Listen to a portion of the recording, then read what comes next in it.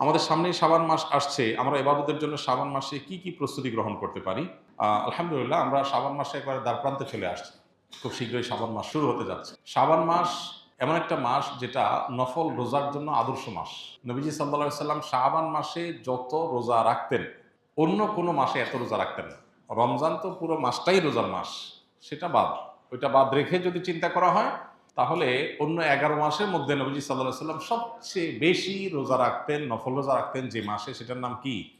শাবান মাস। সেই মাসটা আমাদের একেবারে দোরগোড়ায় চলে আসছে। এই জন্য শাবান মাসের করণীয় হলো সাধ্য অনুযায়ী বেশি বেশি নফল রোজা রাখা। সাধ্য অনুযায়ী বেশি বেশি নফল রোজা রাখা। আর কিছু পারেন আর না পারেন, সোমবার বৃহস্পতিবার রোজাগুলো রাখেন, আইয়াম বীজের চাঁদের 13, 14, 15 এই 3টা দিনের রোজা রাখেন। এর বাইরে পারলে 1টা 2টা রোজা হলেও রাখেন, কারণ নবীজি শাবানের পুরো মাসই প্রায় রোজা রাখতেন। এক হাদিসে আসছে কানা ইয়াসুমু শাবানা ইল্লা কালিলা। নবীজি শাবানের কয়েকটা দিন, শেষের দিনগুলো বাদে প্রায় সবগুলো দিনই রোজা রাখতেন। সেখানে আপনি 1টা 2টা রোজা হলেও রাখার চেষ্টা করেন। এটা হলো শাবান মাসের প্রধান আমল। এছাড়া বাকি রুটিন আমল যা আছে তা, অন্য নামাজে মাসে 5 ওয়াক্ত নামাজ আছে, এই মাসে 5 ওয়াক্ত নামাজ আছে, অন্য মাসে যা যা আছে এই মাসেও তা আছে। এই মাসে এক্সট্রা বলতে একটা জিনিস আছে, সেটার নাম হলো নফল রোজা বেশি বেশি রাখা। এছাড়া লাইলাতুন নিসফি মিন শাবান বা মধ্য শাবান রজনের ফজিলত, সেটাও কিছুটা সাব্যস্ত আছে।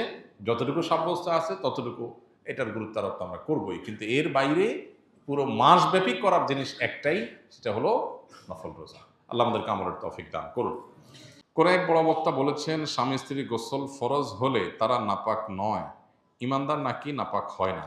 নামাজ পড়ার আগে গোসল করে নামাজ পড়তে পারবে, তার আগে সব কাজ করতে পারবে।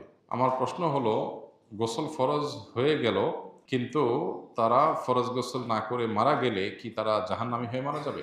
না, জাহান্নামী হওয়া তো সহজ বিষয় না, বা এরকম ঠুনকো বিষয় বা একটা অযৌক্তিক কারণে আল্লাহ তাআলা কোনো মানুষকে জাহান্নাম দিবেন না। কারো গোসল ফরজ হয়েছে, স্বামী স্ত্রী গোসল ফরজ হয়েছে, কারো স্বপ্নদোষ হয়েছে গোসল ফরজ হয়েছে, যে কোনোভাবে গোসল ফরজ হয়েছে। গোসল ফরজ হওয়ার পর পরবর্তী যে নামাজ আছে তার আগে আগে গোসল করা তার জন্য ফরজ, কারণ তাকে নামাজ পড়তে হবে।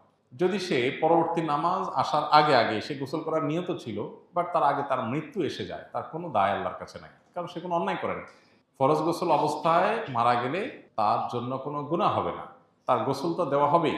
তার নামাজের জন্য গোসল করা লাগতো, সে নামাজ আসার আগে দুনিয়া থেকে সে চলে গেছে, তাহলে ওই দায়ও আল্লাহর কাছে তার আর নাই। হ্যাঁ, যদি এমন হয় নামাজের ওয়াক্ত হয়েছে, ওয়াক্ত অনেকখানি চলেও গেছে, সে অবহেলা করছে, অলসতা করছে, গোসল করার নিয়তি নাই, নামাজ পড়ার নিয়তি নেই, তাহলে তা দায় আছে। আর এর বাইরে এই যে যেটা বলেছেন যে মুসলমান কখনো নাপাক হয় না, না, মুসলমান পাক নাপাক সবই হয়।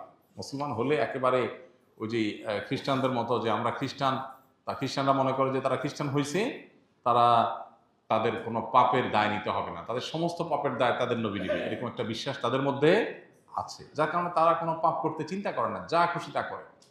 কারণ তারা মনে করে তাদের নবী ঈসা আলাইহিস সালাম, তারা মনে করে যে তিনি শূলে চড়ে মৃত্যুবরণ করেছেন, তার উম্মতের পক্ষ থেকে সকল দায় তিনি নিয়ে তিনি দুনিয়া থেকে চলে গেছেন। এটা ভুল কথা।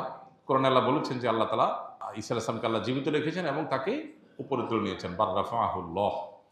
তো এই জন্য মুসলমানদের মধ্যে কেউ যদি মনে করে যে মুসলমান কখনো নাপাক হবে, এটা ভুল বিশ্বাস। অবশ্যই নাপাক হবে, কোরআন হাদিসে বড়ি বড়ি আয়াত এবং হাদিসের প্রসঙ্গে আছে। কেউ বললে এটা তার মূর্খতা ছাড়া কিছু না, যদি এইভাবে কেউ বলে থাকে।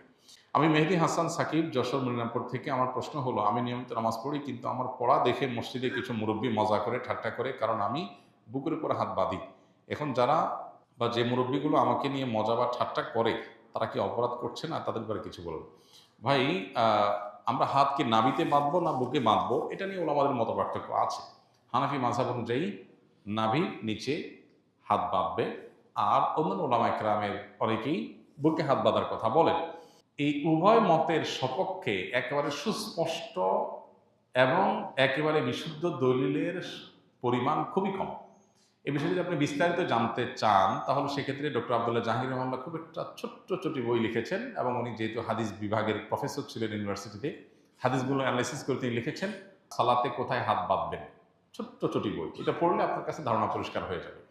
এইটাকে কেন্দ্র করে যদি কোনো তরুণকে বা কোনো মানুষকে বুকে হাত বাঁধে এই জন্য তাকে নিয়ে ঠাট্টা বিদ্রুপ করে, তাহলে অবশ্যই অন্যায় করছে। কারণ যিনি বুকে হাত বাঁধছেন তিনি ওলামাদের ইজতিহাদের উপরে, কিছু হাদিসের উপরে ভিত্তি করে তিনি আমল করার চেষ্টা করছেন। তো এইটাকে বিদ্রুপ করা, মানুষটা কি কখনো বেনামাজিকে নিয়ে বিদ্রুপ করেছেন? দুর্ভাগ্য আমাদের, বেনামাজিকে নিয়ে বিদ্রুপ হয় না, কিন্তু বিদ্রুপ হয় কাকে নিয়ে? নামাজে বুকে হাত বাঁধলে।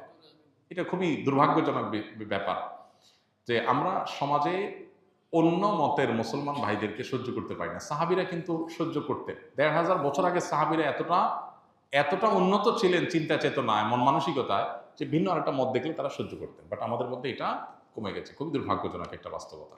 তবে সেই সাথে আমাদেরও খেয়াল করা উচিত সবারও, যারা হয়তো হাম্বলি ফিক ফলো করেন, হ্যাঁ, অথবা তিনি কোনো বিষয়ে ভিন্ন মত পোষণ করেন, তার মত প্রকাশ বা তার আমলটা যেন আরেকজন মানুষের বিশেষ বিরক্তির কারণ না হয়। এটা তারও খেয়াল করা দরকার। যে কোনো একটা নফল আমল যদি হয় বা সুন্নাহ আমল যদি হয়, যেটা আরেকজন বিরক্তির কারণ হতে পারে, তো সেটা যদি খুব বাজে একটা পরিবেশ তৈরি করতে পারে, তো আমি কেন নিজেকে এই বাজে পরিবেশের মুখোমুখি করতে যাব, সেটাও খেয়াল রাখা দরকার।